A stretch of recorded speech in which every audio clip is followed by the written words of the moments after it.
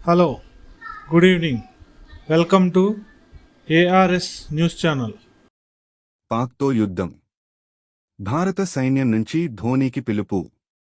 పాకిస్తాన్తో యుద్ధం నేపథ్యంలో భారత సైన్యానికి సాయం అందించాలంటూ ప్రాదేశిక సైన్యానికి పిలుపు అందింది. ఈ మేరకు రక్షణ మంత్రిత్వ శాఖ గెజిట్ జారీ చేసింది. ప్రాదేశిక సైన్యం సేవలను ఉపయోగించుకునేందుకు భారత సైనిక అధ్యక్షుడికి పూర్తి అధికారం ఉందని చెప్పింది. సైన్యానికి అనుబంధంగా ఉంటూ ప్రాదేశిక సైన్యం చేయూత అందించనుంది. గతంలో కూడా సైన్యానికి ప్రాదేశిక సైనిక వర్గం సేవలు అందించింది. ఇప్పుడు కూడా సేవలు అందించబోతుంది. ఆపరేషన్ పరాక్రమ్, కార్గిల్ యుద్ధ సమయంలోనూ ప్రాదేశిక సైన్యం భారత సైనిక దళానికి సేవలు అందించింది. ఈ ప్రాదేశిక సైన్యంలో చాలా మంది ప్రముఖులు ఉన్నారు. లెఫ్టినెంట్ కల్నల్ హోదాలో టీమిండియా మాజీ కెప్టెన్లు మహేంద్ర సింగ్ ధోనీ, కపిల్ దేవ్ ఉండగా, మాజీ కేంద్ర మంత్రి సచిన్ పైలట్ కూడా ప్రాదేశిక సైన్యంలో కెప్టెన్ హోదాలో కొనసాగుతున్నారు. ప్రాదేశిక సైన్యం అనేది స్వచ్ఛంద పౌరులతో కూడిన సైనిక సంస్థ. వీరు దేశానికి అవసరమైనప్పుడు సేవ చేయడానికి శిక్షణ పొందుతారు. కశ్మీర్లో విధులు. మహేంద్ర సింగ్ ధోనీకి 2011లో భారత ప్రాదేశిక సైన్యం గౌరవ లెఫ్టినెంట్ కల్నల్ హోదాను ప్రదానం చేసింది.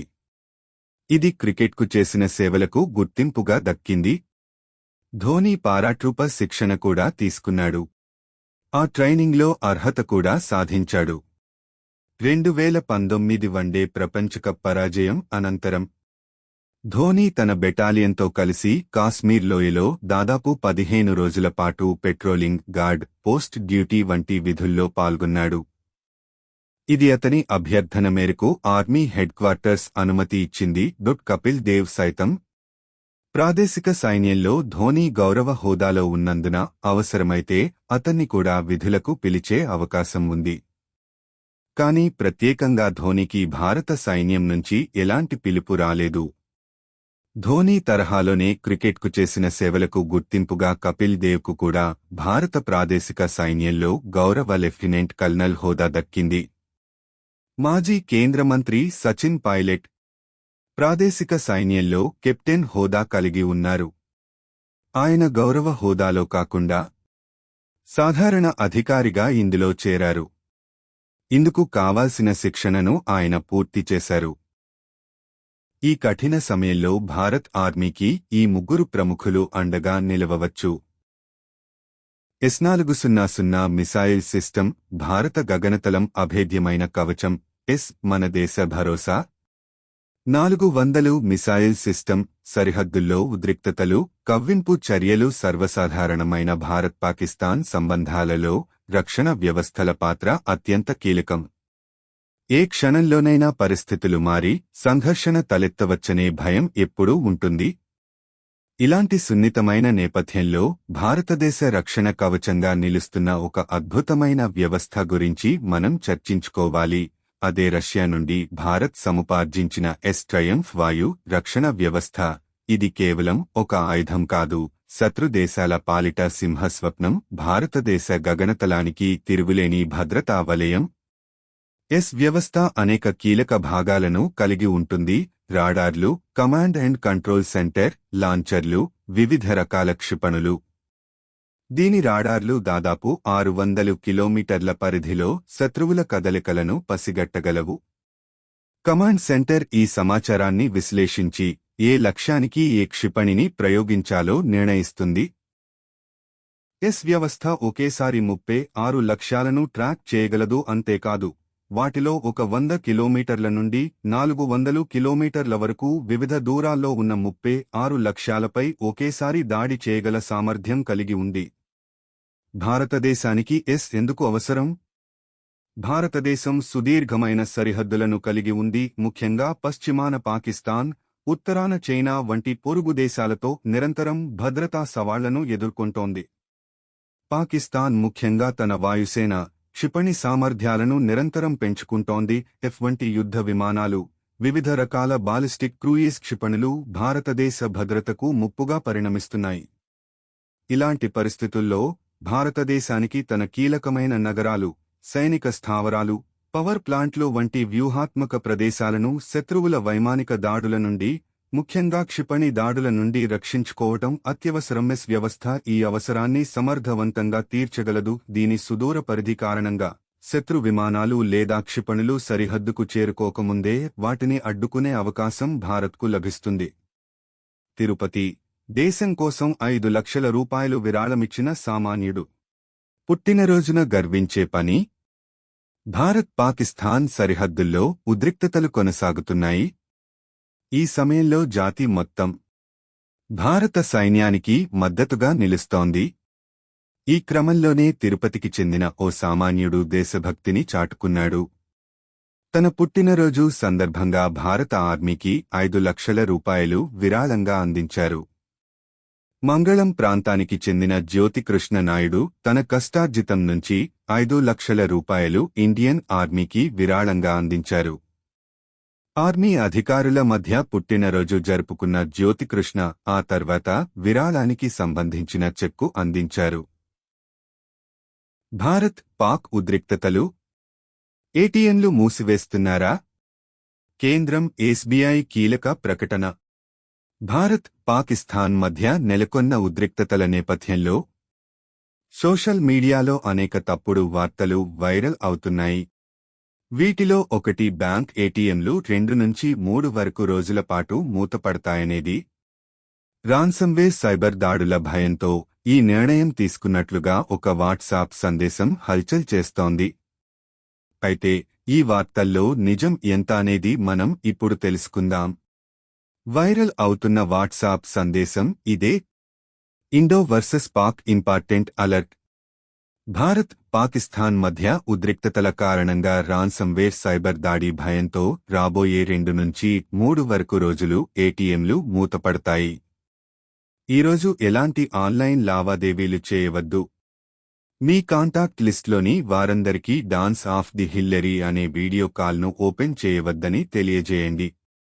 ఇది మీ మొబైల్ను ఫార్మాట్ చేసే వైరస్. చాలా ప్రమాదకరమైనది. ఈరోజు బీబీసీ రేడియోలో దీని గురించి ప్రకటించారు. దయచేసి షేర్ చేయండి అని ఒక మెసేజ్ వాట్సాప్ ఇతర సామాజిక మాధ్యమాల్లో విస్తృతంగా షేర్ అవుతోంది. అయితే దీనిపైనే భారత ప్రభుత్వానికి చెందిన ప్రెస్ ఇన్ఫర్మేషన్ బ్యూరో PIB స్పందించింది. తమ ఎక్స్, గతంలో ట్విట్టర్ ఖాతా ద్వారా ఈ సందేశం పూర్తిగా అవాస్తవమని స్పష్టం చేసింది. ఏటీఎంలు యథావిధిగా పనిచేస్తాయని PIB తేల్చి చెప్పింది. IPL ఫ్యాన్స్కి బిగ్ షాక్.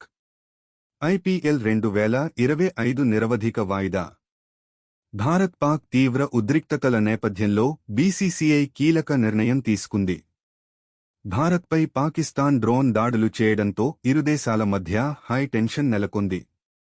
ఈ నేపథ్యంలో IPL 2025ని నిరవధిక వేయాలని BCCI నిర్ణయం తీసుకుంది. భారత్-పాక్ పరిస్థితుల నేపథ్యంలో ఆటగాళ్ల భద్రత దృష్ట్యా ఈ నిర్ణయం తీసుకున్నారు. ఉద్రిక్తతలు తగ్గిన తర్వాత IPL 2025ను తిరిగి కొనసాగించే అవకాశం ఉంది. ధర్మశాల వేదికగా Punjab Kings, Delhi Capitals match జరుగుతున్న సమయంలో అర్ధంతరంగా ఫ్లడ్ లైట్స్ ఆగిపోయాయి. ఏమైందో ఏమో తెలుసుకునే లోపే IPL చైర్మన్ నేరుగా గ్రౌండ్లోకి వచ్చి ప్రేక్షకులను వెంటనే స్టేడియంలో నుంచి వెళ్లిపోవాలని కోరాడు. పాకిస్తాన్ డ్రోన్ దాడులకు తెగబడుతుండటంతో సరిహద్దు రాష్ట్రాల్లో బ్లాక్ అవుట్ విధించారు. ఈ నేపథ్యంలోనే ధర్మశాల వేదికగా జరుగుతున్న పంజాబ్ ఢిల్లీ మ్యాచ్ని నిలిపివేసి స్టేడియంలోని లైట్లన్నీ ఆపేశారు. IPL 2025 నిలిపివేత గురించి అధికారిక ప్రకటన ఇంకా వెలువడనప్పటికీ పరిస్థితులు చక్కదిద్దుకునే వరకు నిరవధిక వాయిదా వేస్తున్నట్లు తెలిసింది.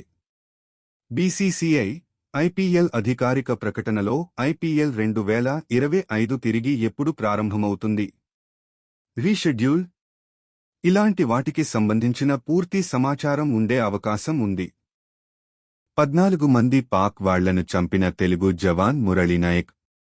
తండ్రి చెప్పిన కీలక విషయాలు. జమ్మూ-కశ్మీర్లో ఆపరేషన్ సింధూర్ నేపథ్యంలో తెలుగు జవాన్ మురళీ నాయక్ వీరమరణం పొందాడు. సత్యసాయి జిల్లాకు చెందిన మురళీ లైన్ ఆఫ్ కంట్రోల్ వద్ద శత్రువులను అడ్డుకొని ప్రాణాలర్పించాడు. ఈ ఘటనపై ఏపీ సీఎం చంద్రబాబు, పవన్ కళ్యాణ్ దిగ్భ్రాంతి వ్యక్తం చేశారు. మురళి కుటుంబానికి ప్రభుత్వం అండగా ఉంటుందని హామీ ఇచ్చారు. మంత్రి సవిత మురళి కుటుంబానికి 5 లక్షల రూపాయలు చెక్కు అందజేశారు. మాజీ సీఎం జగన్ సైతం ఫోన్లో పరామర్శించారు. మురళీ నాయక్ తండ్రి శ్రీరామ్ నాయక్ కొన్ని కీలక విషయాలను చెప్పారు. తన కుమారుడు చనిపోయే ముందు పాకిస్తాన్ శత్రువులు దేశంలోకి అడుగుపెట్టకుండా అడ్డుకుని వీరమరణం పొందాడని తెలిపారు. 14 మంది శత్రువుల్ని కాల్చి చంపినట్లు స్థానికులతో కలిసి వివరించారు. ఆయన మాటల్లోనే మురళీ నాయక్ 2 ఏళ్ల క్రితం ఉద్యోగంలో చేరాడు. నవంబర్ 2022 8న అగ్నివీర్ రిక్రూట్మెంట్లో సెలెక్ట్ అయ్యాక ఉద్యోగంలో చేరాడు. 4 ఏళ్లు అగ్రిమెంట్ ఉంది. మురళీనాయక్ నవంబర్ 2026లో ముగిసేది. ఇవాళ ఆర్మీ వాళ్లు నా భార్యకు ఫోన్ చేశారు. ఆమెకు హిందీ అర్థం కాలేదు. అప్పుడు మురళి గురించి మాట్లాడుతున్నారని నాకు ఫోన్ తీసుకొచ్చి ఇచ్చింది. రాత్రి ఫైరింగ్ జరిగింది. మురళీనాయక్ చనిపోయారని నాతో చెప్పారు. కాల్పుల జరిగిన సమయంలో 14 మందిని మురళీనాయక్ చంపాడని, వాళ్లను ఎటాక్ చేసిన తర్వాత వెనక్కు తిరిగి వస్తున్న సమయంలో మురళీని ఎటాక్ చేశారనో నాతో ఆర్మీ వాళ్లు అన్నారు. ఇటీవల మురళీనాయక్ను ఆర్మీ పంజాబ్ నుంచి జమ్మూ కాశ్మీర్కు తీసుకెళ్లింది అని వివరించారు. 14 మంది శత్రువుల్ని మట్టుబెట్టిన తర్వాత అక్కడ ఎవరూ లేరనుకుని వెనుదిరిగిన సమయంలో ఇదంతా జరిగిందని చెబుతున్నారు.